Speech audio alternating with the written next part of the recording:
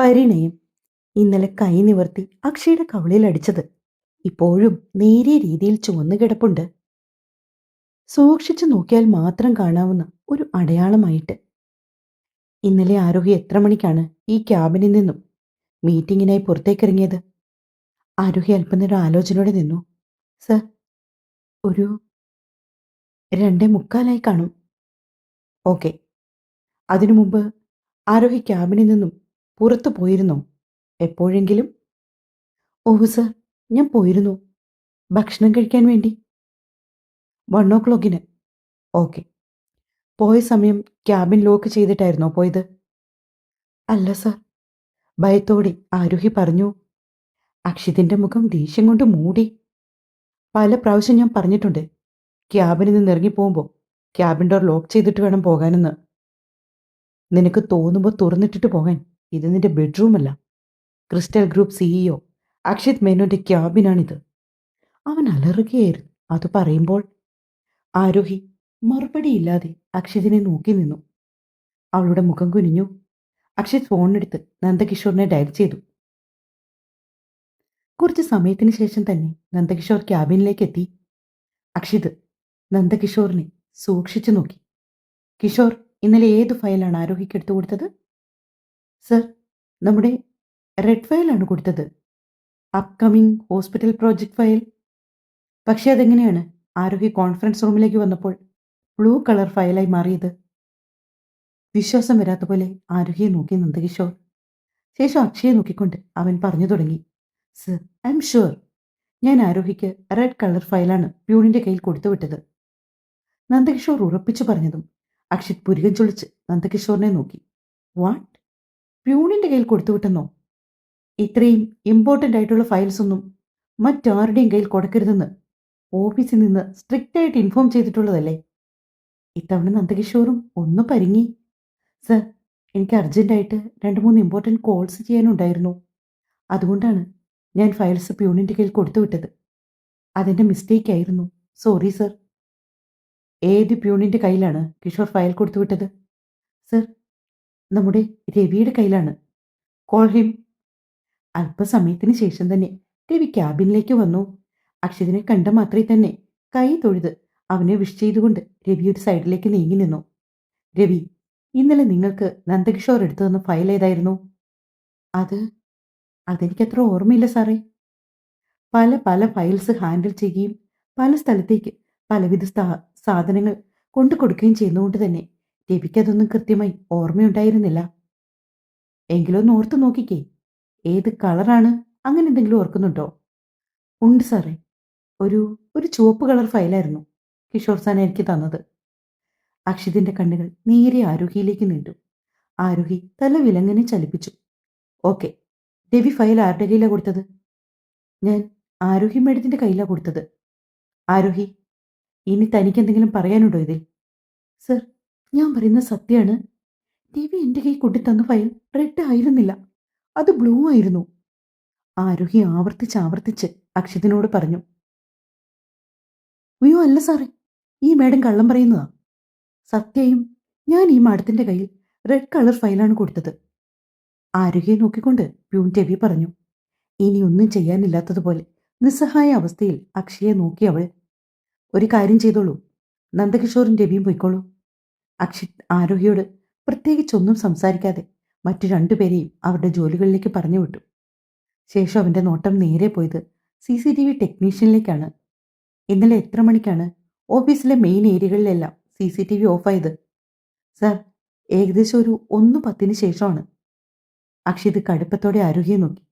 ഇത്തവണ ആരോഗ്യ ശരിക്കും പതറിപ്പോയിരുന്നു.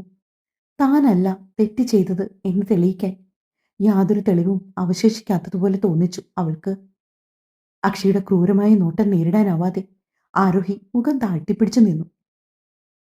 പെട്ടെന്ന് കിട്ടിയ ധൈര്യത്തിൽ ആരോഹി കുനിച്ച മുഖം ഉയർത്തിക്കൊണ്ട് അക്ഷിതിനെ നോക്കി.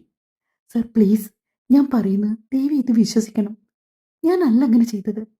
അല്ലെങ്കിൽ തന്നെ ജോലി ചെയ്യുന്ന സ്ഥാപനത്തോട് ഇങ്ങനൊരു ചതി ചെയ്യാൻ മാത്രം ക്രൂരയല്ല ഞാൻ. ആരോഹി തന്റെ ഭാഗം ന്യായീകരിക്കാൻ ശ്രമിച്ചു. നോക്കാരോഹി, ഇനി നിന്റെ കള്ളക്കണ്ണീരും അഹങ്കാര വർത്തമാനവും ഇവിടെ വേണ്ട. നിനക്കറിയില്ല അക്ഷിത് മേനോൻ ആരാണെന്ന്. കൂടെ നിന്ന് ചതിക്കാൻ ശ്രമിച്ചാലുണ്ടല്ലോ, മുച്ചൂട് മുടിച്ചു കളയാൻ എനിക്ക് മടിയില്ല. ഏകദേശം കാര്യങ്ങളെല്ലാം എനിക്ക് വ്യക്തമാവുന്നുണ്ട്. സാർ, എന്തൊക്കെയാണ് സാർ ഇങ്ങനെയൊക്കെ പറയുന്നത്? ഞാൻ ഞാൻ ഒരിക്കലും അങ്ങനെയൊന്നും ചിന്തിച്ചിട്ട് കൂടിയില്ല. ഓക്കെ, നീ പറയുന്ന കാര്യങ്ങൾ ഞാൻ വിശ്വസിക്കാം. പക്ഷെ ഒരു കണ്ടീഷൻ. നീ തന്നെ ഒരു തെളിവ് കാണിച്ചതാ. ഈ CCTV ഓഫായ 1:10 എന്ന സമയത്ത് നീ ഈ ക്യാബിനിൽ ഇല്ലായിരുന്നുവെന്ന്. ഈ ക്യാബിനിൽ ഒരാൾ കയറിയാൽ അയാൾക്ക് മാത്രമേ എന്തായാലും ആ CCTV ഓഫ് ചെയ്യാൻ സാധിക്കൂ. എന്റെ സിസ്റ്റം പാസ്വേഡ് അറിയാവുന്ന ഒരാൾ നീയാണ്. അപ്പോൾ സ്വാഭാവികമായും ഞാൻ നിന്നെ സംശയിത്താൽ തെറ്റു പറയാൻ പറ്റുമോ? അക്ഷിത് വളരെ ശാന്തനായിട്ടാണ് അത് ചോദിച്ചത്. പക്ഷേ അവന്റെ ആ ശാന്തതയാണ് ആരോഹി കൂടുതൽ ഭയന്നത്. വരാനിരിക്കുന്ന ഒരു കൊടുങ്കാറ്റിന്റെ മുന്നോടി എന്നോണം അവൻ അത്രയും കൂളായിരുന്നു അത് ചോദിച്ചപ്പോൾ. ആരോഹി ഒരു നിമിഷം എന്തു പറയണമെന്നറിയാതെ ഉമിനീർ വിഴുങ്ങി നിന്നുപോയി. സർ, എനിക്കറിയില്ല എങ്ങനെയാണ് പ്രൂവ് ചെയ്യേണ്ടതെന്ന്. പക്ഷെ ഞാനൊരു കാര്യം പറയാം. ഇന്നലെ ഏകദേശം 12:50 ഞാൻ വർക്കുകളെല്ലാം ഫിനിഷ് ചെയ്ത് ഈ ക്യാബിനിൽ നിന്ന് ഇറങ്ങി നേരെ ക്യാൻറ്റീനിലേക്കാണ് പോയത്. ഇന്നലെ എനിക്ക് വീട്ടിൽ നിന്ന് ഫുഡ് കൊണ്ടുവരാൻ കഴിഞ്ഞില്ല. ക്യാൻറ്റീനിൽ പോയിരുന്ന ആഹാരം കഴിച്ച് തിരികെ ലഞ്ച് ബ്രേക്ക് കഴിഞ്ഞ് 1:30ക്കാണ് ഞാൻ ഈ ക്യാബിനിലേക്ക് തിരികെ വന്നത്. ഓക്കെ, നീ പറഞ്ഞത് ഞാൻ വിശ്വസിച്ചിരിക്കുന്നു. പക്ഷേ ഇതിന് എന്ത് പ്രൂഫാണ് നിന്റെ കയ്യിൽ? ഒരു പ്രൂഫുണ്ട് സാർ. എൻ്റെ ഫ്രണ്ട് നീലിമ മാർക്കറ്റിംഗ് ഡിപ്പാർട്ട്മെന്റിലാണ് വർക്ക് ചെയ്യുന്നത്. അവളും ഉണ്ടായിരുന്നു എൻ്റെ ഒപ്പം ലഞ്ച് ബ്രേക്കിന്റെ നേരത്ത്. സാർ, അവളെ ഒന്ന് വിളിച്ച് ചോദിക്ക്. കൊള്ളാം, നിന്റെ ഫ്രണ്ടല്ലേ നീലിമ? ഇനിയിപ്പം അങ്ങനെ അല്ലെങ്കിൽ കൂടി നീ ഒപ്പം ഉണ്ടായിരുന്നുവെന്ന് നിന്റെ ഫ്രണ്ട് പറഞ്ഞാൽ ഞാനിങ്ങനെ വിശ്വസിക്കും. എനിക്ക് വേണ്ടത് അങ്ങനത്തെ വാക്കാലുള്ള തെളിവുകളല്ല, വ്യക്തമായ തെളിവുകൾ. അക്ഷിത് പറഞ്ഞപ്പോൾ ആരോഹി കുറച്ചു സമയം മൗനമായി നിന്നു. പിന്നെ പെട്ടെന്ന് എന്തോ ഓർത്തതുപോലെ അവനെ നോക്കി. സാർ, ഇങ്ങനെ ഒരു കാര്യം ചെയ്യും. ഞാൻ ക്യാൻറ്റീനിലിരുന്ന ഫുഡ് കഴിച്ച്. ആ സമയം ക്യാൻറ്റീനിലെ CCTV ഒന്ന് ചെക്ക് ചെയ്യ്. അങ്ങനെയാണെങ്കിൽ സാറിന് എന്നെ അവിടെ കാണാമല്ലോ. പെട്ടെന്നാണ് അക്ഷയും അതേപ്പറ്റി ചിന്തിച്ചത്. ആരോഹിക്കിപ്പോൾ നേരിയ രീതിയിൽ ആശ്വാസം തോന്നുന്നുണ്ടായിരുന്നു. അവൻ ടെക്നീഷ്യനെയും കൊണ്ട് ക്യാൻറ്റീനിലെ CCTVയുടെ ഫുട്ടേജ് എടുപ്പിച്ചു. ഭാഗ്യത്തിന് അത് ആരും ഓഫ് ചെയ്തിട്ടുണ്ടായിരുന്നില്ല. ഏകദേശം 12:45 തൊട്ട് റെക്കോർഡായ CCTV വിഷ്വൽസിൽ അക്ഷതിന്റെ കണ്ണുകൾ പതിഞ്ഞു. ആരോഹി പറഞ്ഞ പ്രകാരം ഏകദേശം 12:55 ആരോഹി ക്യാൻറ്റീനിലുണ്ട്. പിന്നെ അവൾ ഭക്ഷണം കഴിക്കുന്നതും കുറച്ചു നേരം നീലിമയോട് വർത്താനം പറഞ്ഞുകൊണ്ട് ക്യാൻറ്റീനിൽ ഇരിക്കുന്നതുമെല്ലാം അക്ഷിത് കണ്ടു. അവൾ തിരികെ ക്യാൻറ്റീനിൽ നിന്ന് നീലിമയ്ക്കൊപ്പം മടങ്ങിപ്പോരുമ്പോൾ ഉള്ള സമയവും അവൻ ചെക്ക് ചെയ്തു. അപ്പോഴേക്കും സമയം ഏകദേശം 1:20 അടുത്തിരുന്നു. അക്ഷിതിന്റെ മുഖത്ത് അവിശ്വസനീയത തെളിഞ്ഞു. അവൻ ഏകദേശം കാര്യങ്ങളൊക്കെ ഉറപ്പായി. ആരോഗ്യമല്ല ആ ഫയൽ മാറ്റിവെച്ചത്. അക്ഷിത് എന്ത് ചെയ്യണമെന്നറിയാതെ തലയ്ക്ക് കൈകൊടുത്തിരുന്ന അല്പനേരം. എവിടെ നിന്നോ ചതി സംഭവിച്ചിട്ടുണ്ട്. പക്ഷേ അത് ആരിൽ നിന്നാണെന്ന് മാത്രം വ്യക്തമാകുന്നില്ല. ഇതിപ്പോ ആരൊക്കെയാണ് സംശയിക്കേണ്ടത്? നന്ദകിഷോർ, പ്യൂൺ രവി, ഇവരിൽ രണ്ടിലൊരാളാണ് ചതി നടത്തിയത്. അതും അല്ലെങ്കിൽ മൂന്നാമതൊരാൾ, താൻ ഒട്ടും പ്രതീക്ഷിക്കാത്ത ഒരാൾ. ആരോഹി പോയതിനു ശേഷം ക്യാബിനിൽ കയറി വന്ന് ഇവിടെ തിരിമറി നടത്തിയ ഒരാൾ. ആരായിരിക്കും ആ ഒരാള്? അല്പനേരം ആലോചനയോടെ ഇരുന്ന ശേഷം അക്ഷിത് പതിയെ മുഖമുയർത്തി CCTV ടെക്നീഷ്യനെ നോക്കി. പ്യൂൺ രവി ഫയൽ കൊണ്ടുവന്നു കൊടുക്കുന്ന വിഷ്വൽസ് ഇതിൽ നിന്നൊന്ന് എടുത്തേ. ആ വിഷ്വൽസിനെ ടെക്നീഷ്യൻ മൊത്തത്തിലൊന്ന് പരതിയെങ്കിലും അതൊക്കെ ആരോ എറേസ് ചെയ്ത് കളഞ്ഞിരുന്നു. സർ, ആ വിഷ്വൽസ് ഒന്നും ഇതിൽ കാണാനില്ല. വാട്ട്? അത് ചോദിക്കുമ്പോൾ അക്ഷിത് അലറുകയായിരുന്നു. എന്തൊക്കെയാണ് ഈ OPC സംഭവിക്കുന്നത്? ഇതിനു മുമ്പ് ഒരിക്കൽ പോലും ഇങ്ങനെയുള്ളൊരു പ്രശ്നങ്ങൾ ഇവിടെ ഉണ്ടായിട്ടില്ല. ഇതിപ്പോൾ ആദ്യമായിട്ടാണ് CCTV ക്യാം ഓഫാകുന്നു, റെക്കോർഡ്സ് ആയിട്ടുള്ള വിഷ്വൽസ് എറേസ് ആകുന്നു. എന്തൊക്കെയാണ് ആരോ ഇവിടെ നടത്തുന്നത്? ഇന്നലെ ഞാനില്ലാത്ത സമയം ഈ ക്യാബിനിലുണ്ടായിരുന്ന ഒരേ ഒരാൾ ആരോഗ്യല്ലേ? അപ്പൊ ഇതിന്റെ പൂർണ്ണമായ ഉത്തരവാദിത്വം ആരോഗ്യക്കുള്ളതല്ലേ? അക്ഷിത് ചോദിച്ചപ്പോൾ ആരോഗ്യക്ക് വീണ്ടും ഉത്തരം മുട്ടി. സർ, ഞാനിപ്പോൾ എന്തു പറയാനാണ്? എനിക്കറിയില്ല. ഇവിടെ എന്തൊക്കെയോ ചതി നടന്നിട്ടുണ്ട്. ഇടയ്ക്ക് 1-2 പ്രാവശ്യം ഞാൻ വാഷ്റൂമിലൊക്കെ പോയിരുന്നു. മേ ബി ആ സമയത്ത് ആരെങ്കിലും. ആരോഹി പാതി പറഞ്ഞു നിർത്തിയ സമയം തന്നെ അക്ഷിതിന്റെ കൂർത്ത നോട്ടം അവൾക്ക് നേർക്കെത്തി. മറ്റൊന്നും കൊണ്ടല്ല, ക്യാബിൻ വിട്ടിറങ്ങുമ്പോൾ ക്യാബിനിൽ ആരുമില്ലാത്ത സമയമാണെങ്കിൽ ഡോർ ക്ലോസ് ചെയ്തിട്ട് പോകണമെന്ന് സ്ട്രിക്റ്റ് ഇൻസ്ട്രക്ഷൻ കൊടുത്തിട്ടുള്ളതാണ് ആരോഹിക്ക്. പക്ഷെ അവൾ അതെല്ലാം ബ്രേക്ക് ചെയ്തുകൊണ്ടാണ് പോയത്. അതുകൊണ്ടാണ് ഇന്നിപ്പോൾ ഇങ്ങനെയൊക്കെ സംഭവിച്ചത്. ആരോഹി അക്ഷതിനോട് കാര്യങ്ങൾ എക്സ്പ്ലെയിൻ ചെയ്തുകൊണ്ടിരിക്കുന്ന അതേ സമയത്ത് തന്നെയായിരുന്നു ചോദ്യവും പറച്ചിലും ഒന്നുമില്ലാണ്ട് ക്യാബിൻ ഡോർ തള്ളി തുറന്ന് അനന്യ അവിടേക്ക് വന്നത്. ഒരു വേള ആരോഹിയുടെ അക്ഷതിൻ്റെയും മുഖം ഒരുപോലെ ചുളിഞ്ഞു. അനന്യ അവിടെ കണ്ടതുകൊണ്ട്. അനന്യയുടെ കയ്യിലൊരു നോട്ട്പാടും ഫയലുമൊക്കെ ഉണ്ട്. നീ എന്തിനാ ഇപ്പം ഇങ്ങോട്ട് വന്നേ? അനന്യയെ കണ്ട മാത്രയിൽ അക്ഷി ചോദിച്ചു. അത് പിന്നെ ഏട്ടാ, നമ്മുടെ ഒരു പ്രോജക്റ്റ് ഉണ്ടല്ലോ, ആ വില്ല പ്രോജക്റ്റ്, അതിൻ്റെ ഡിസ്കഷന് വേണ്ടിയാണ്. അനന്യ വായിൽ വന്ന കള്ളം തട്ടിത്തടഞ്ഞു പറഞ്ഞു. ക്യാബിനിലേക്ക് പോരുമ്പോൾ പെർമിഷൻ ചോദിച്ചിട്ട് കയറണമെന്ന് നിന്നോട് മുൻപ് ഞാൻ പറഞ്ഞിട്ടുള്ളതല്ലേ? നിനക്ക് തോന്നുമ്പോൾ കയറി വരാൻ ഇത് നമ്മുടെ വീടല്ല, എൻ്റെ ക്യാബിനാണ്. അറിയാം ഏട്ടാ. ഞാൻ പെട്ടെന്ന് അനന്യ എന്ത് മറുപടി പറയണമെന്നറിയാതെ നിന്ന് വിക്കിത്തിക്കി. ഓക്കെ, നിന്റെ കയ്യിലിരിക്കുന്ന ഫയലിങ് തരൂ, ഞാനൊന്ന് ചെക്ക് ചെയ്യട്ടെ. പെട്ടെന്ന് തന്നെ അക്ഷി ഫയലിന് വേണ്ടി കൈനീട്ടിയതും അനന്യയുടെ മുഖം പാടെ മാറിപ്പോയി. സത്യം പറഞ്ഞാൽ അക്ഷയുടെ ക്യാബിനിൽ എന്തൊക്കെ നടക്കുന്നു എന്നറിയാൻ വേണ്ടി കയ്യിൽ കിട്ടിയ ഒരു ഫയലും എടുത്തുകൊണ്ട് ക്യാബിനിലേക്ക് വന്നതാണ് അനന്യ.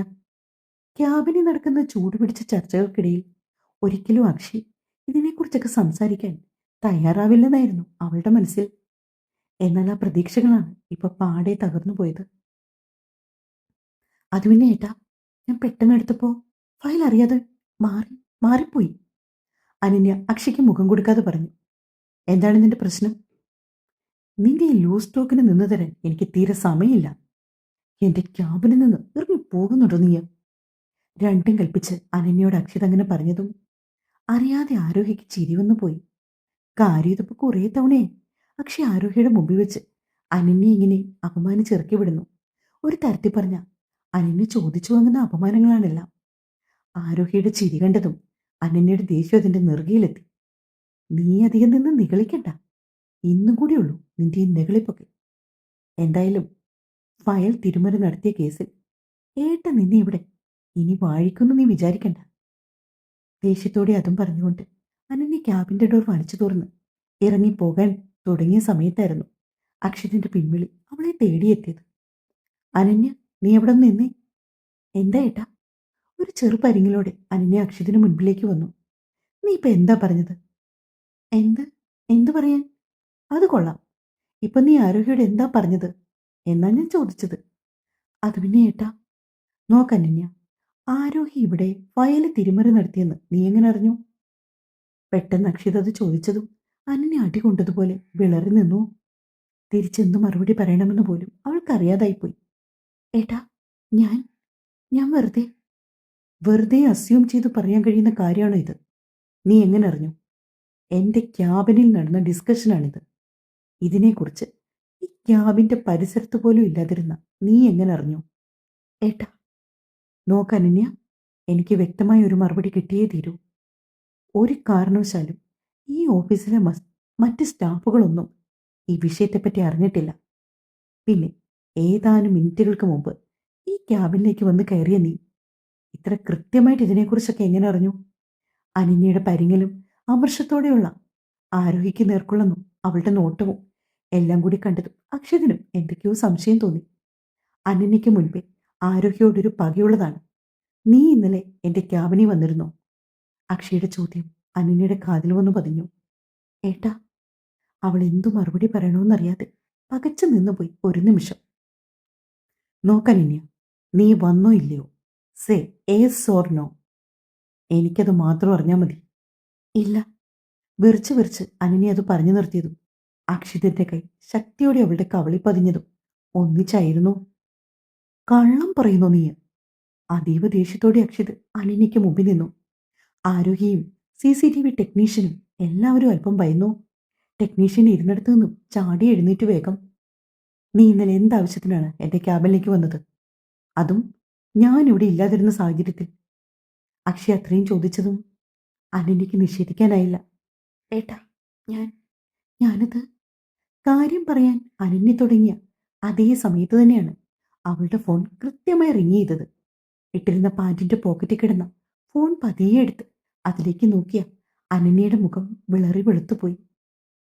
തുടരും. കഥ ഇഷ്ടമായെങ്കിൽ സപ്പോർട്ട് ചെയ്ത് കൂടെ കൂടാൻ മറക്കല്ലേ. സ്നേഹത്തോടെ നിങ്ങളുടെ സ്വന്തം മിത്രവിന്ദ. Thank you.